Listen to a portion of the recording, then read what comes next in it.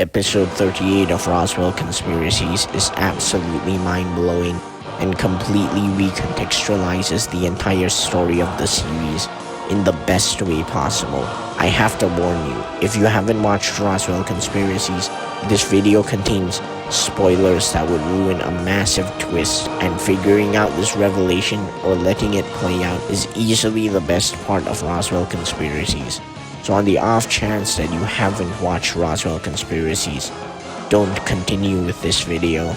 The episode picks up where the last one ended, with an army of united aliens and Nick Logan, his father, along with General Crow, going to Mount Willard, the Alliance bunker, to confront Rineker. Meanwhile, many Alliance agents, including Fitz and Nima, are starting to have doubts about Rineker's leadership, as he was shutting down communication and locking down the bunker. Rineker justifies this by saying that this was to defend against the attacking aliens. Nick, his father, and Crow fight off hordes of Alliance ships. Trueblood, now a prisoner, knocks out his guards and helps free Schlein from her room. Rhonda Smith-Hyson, second in command, finds out that there is an incoming invasion of an army of hostile aliens from space. Rineker attacks her and reveals he is helping with the invasion. Rineker then activates the self-destruct sequence of the base, which has the capacity to take out all of New Mexico, along with the allied aliens and Nick. He also activates sedative gas that knocks out all Alliance agents in the base. Trueblood and Schlein manage to deactivate it, though. Then they reunite with Nick and his father, who fought their way into the bunker to stop the reactor from blowing up all of New Mexico. Schlein goes into its depths to tell Spot, the sunspot, to absorb the energy, thereby weakening the explosion. Nick goes to confront Rineker, and when he finds him, it's shockingly revealed that he is in fact a Shadowan, and that his end goal this entire time was to kill all the aliens so that the Earth would be weak and easy to invade.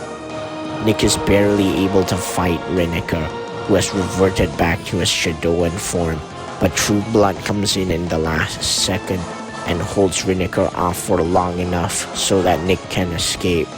Trueblood is brutally ripped to shreds. Spawn manages to dampen the explosion just enough so it only blows up Mount Willard, but the energy consumption is too much and Spot dies.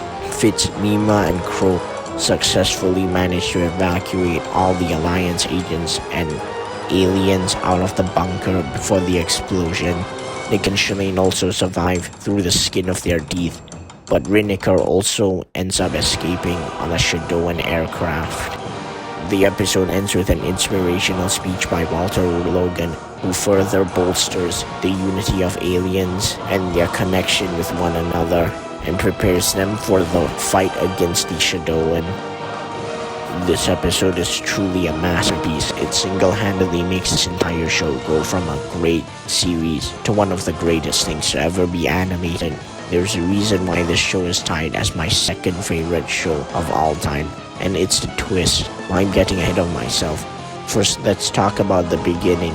The episode starts with all the aliens, vampires, lycanthropes, banshees, yetis, and many more converging in the Banshee dimension, where they unite against a common enemy, the Alliance. The weird thing is that the music in the scene where they're planning to attack the Alliance is hopeful and heroic. The United Alien Council has come to a decision. No longer are we divided in strife, warring one race against the other. No longer will we be the dupes of General Rineker and the Alliance. We all remember Colonel Logan and his dream that we be united. Well, tonight, that dream is reality. We are united. United against the Alliance!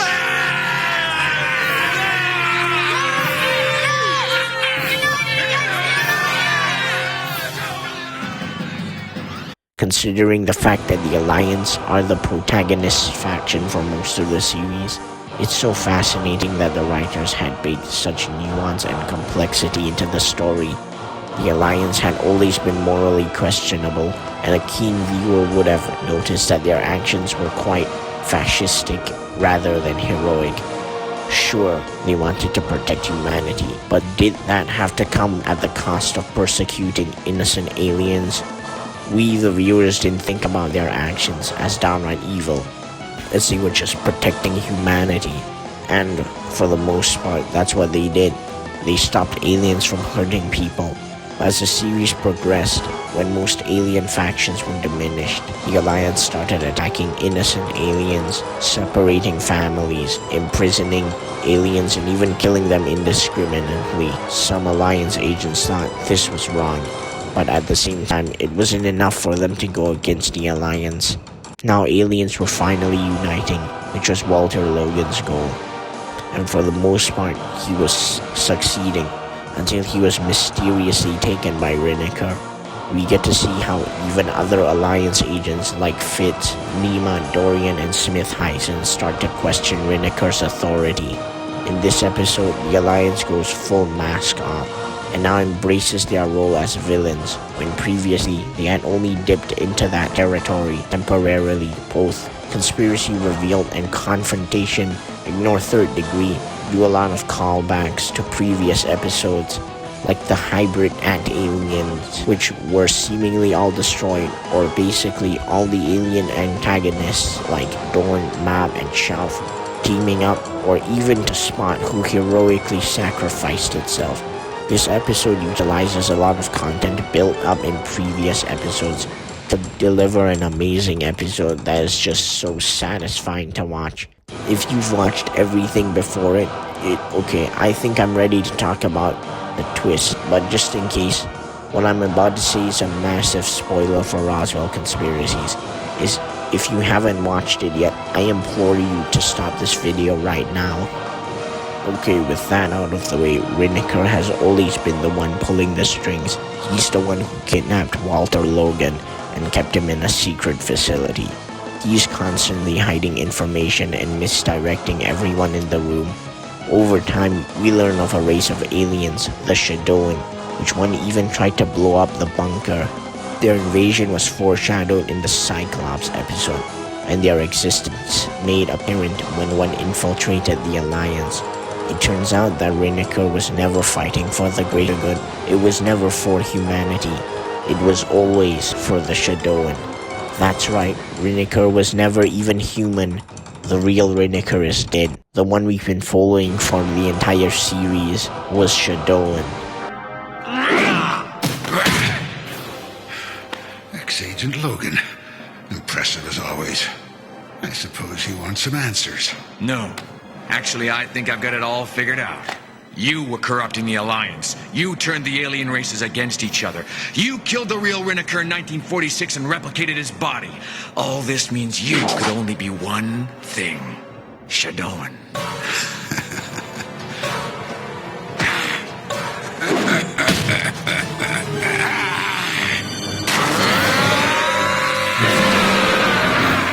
Thank you, General Riniker. Riniker corrupted the Alliance from within, causing it to veer from its goal, from uniting aliens and humans to persecuting them relentlessly. Riniker intentionally divided the alien factions because the only threat to the Shadoan Empire was the diverse and powerful aliens who called Earth their home. So he killed and absorbed the body of one of the founders and destroyed Earth's defenses. The idea that every victory the Alliance had over the course of the series was one step closer to the Earth's enslavement completely breaks the show's core story. Our heroes, Nick, Shalene, and everyone working with the Alliance was aiding in the destruction of Earth. It's an insane bombshell to drop on some kid watching this show when it was airing. I dare say that Riniker is the greatest twist villain in all of fiction. Quite frankly, no other twist villain comes close. Now, why is he such a great villain? Firstly, it's been foreshadowed from the start that Riniker is a suspicious figure who does morally questionable things, like in episode 2, where he literally tries to kill Nick. Logan's become a complete loose cannon, and if he's finding out too much about us, if the Banshee get him... Well, what do you want to do, sir? target and lock. You... It's also heavily implied in these early episodes when information about Nick's father is presented. Reniker causes this information to disappear. Nick himself is also suspicious of Reniker, even from the start. They are both combative towards one another. Even the viewer might find Reniker's tendency to keep secrets highly suspect. But the show does something very smart. It misdirects you. You see, in the Conduit episodes, Nick and Shalane have defected from the Alliance and plan an attack on the Alliance base with the help of Seed. There's a confrontation in Reniker's office, where Nick calls Reniker out on all his secrets. Secrets even the audience finds suspicious to keep. But Reniker does not fully answer Nick's concerns. Instead, he gives an albeit convincing yet vague answer, then shifts the conversation to the fact that Seed was trying to detonate the base.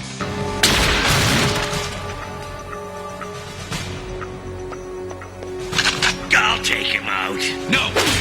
I came here to find the truth, not commit murder. Suit yourself. Let me at the computer then. If there's anything about your father in there, I'll find it. And you're gonna waltz past his encryption codes, I suppose? Yep. You see, I know the way his mind works.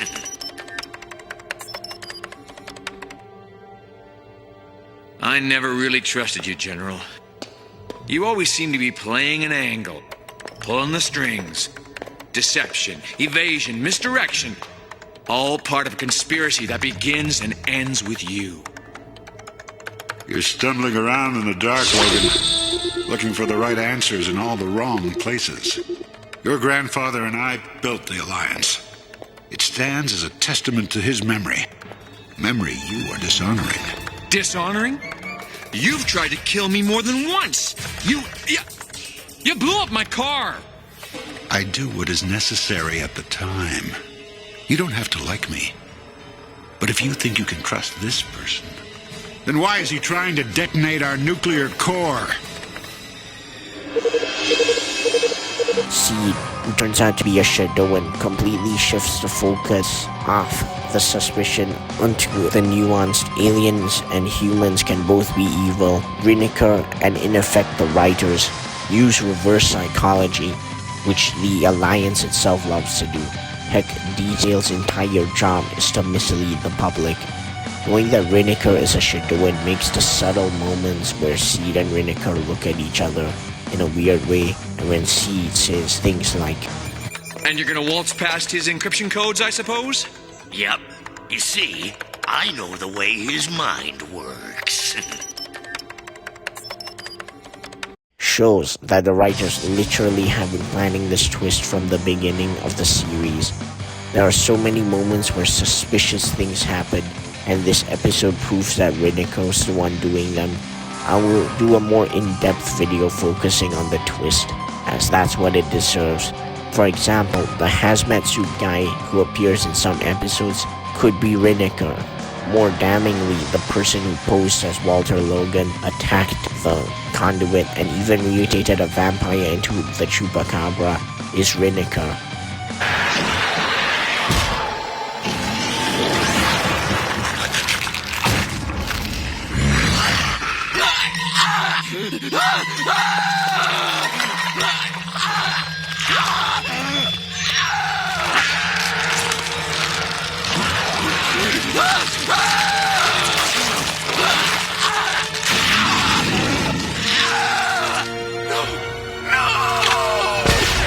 The reason why the flying saucer couldn't escape the US fighter jets and why the small incendiary device was a pocket nuke, also Reniker. Many moments like these are recontextualized. The supposed mole in the Alliance was Reniker. Even the Shadowan invasion was foreshadowed early. Seed and the Cyclops are good examples of these. We have to take out this force field for Star Team. Stop! Nima, don't! Shoot her, Logan. She's under the robot's control. No, that stopped when you destroyed it. But I was able to see into its mind. The Titans are not our enemies. For all we know, that other robot up there could be controlling you now. The Titani were peaceful.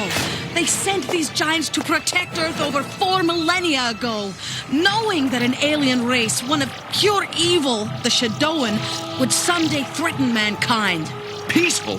Then what are they doing with a gun big enough to shoot down the moon? They used it to repulse the original Shadoan invasion fleet 3,500 years ago. Wiping out Earth's most advanced civilization in the process. Yes, a terrible tragedy, but it saved our planet. A soldier like you knows all about sacrificing the few for the sake of the many. If they've been in hibernation for thousands of years, why did they pick this weekend for their reunion? Because the Shadoan are returning. She lies. No Alliance deep space scanners ever detected anything of the kind. We're out of time, Agent Logan. Fire!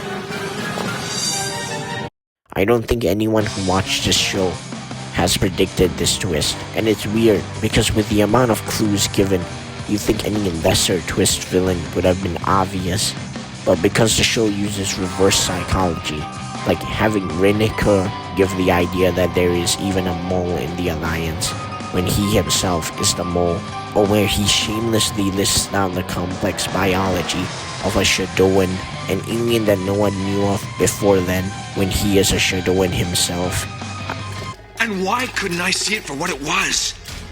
It's a Shadoan, and they're quite undetectable, even by you.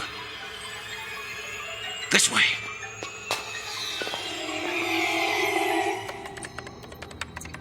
The Shadoan are not shapeshifters. They imprint their memory engrams on a human clone, and in effect, become that person.